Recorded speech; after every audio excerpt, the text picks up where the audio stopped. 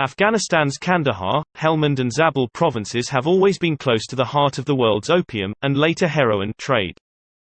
Poppy cultivation has been outlawed, but not for the first time.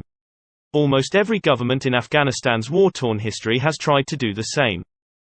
The perennial problems the country's leaders face are very few means of alternative ways of making a living in the undeveloped mountains, and that the profits of the trade are simply much more than are to be found in other, legal, pursuits.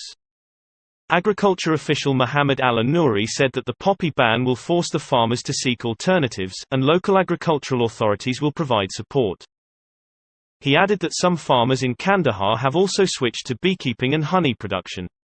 چې دغه کشت د تریاکو او نورو مخدراتو کو په مقابل کې یو تر ټولو بهترین بدیل دی چې د وزارت زراعت او د نړیوالو مؤسساتو لخوا ځمکوالو ته د دې تخمونه کود او نور ورکړل شي چې په دغه دریو کالو کې د دغه ځمکني توتانو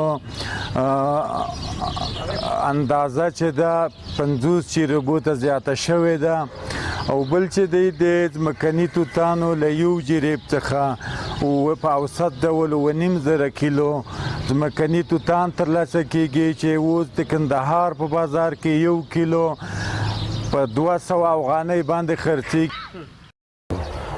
قندهار در ولسوالی ژره از اینجا کشت کردیم. در حدود روزانه که حال ما چین میدیم 5 جریب کشت کردیم و 1 جریب توت زمینی مبلغ 5 لک افغانی که درست زحمت کشیده شوه این حاصل میده.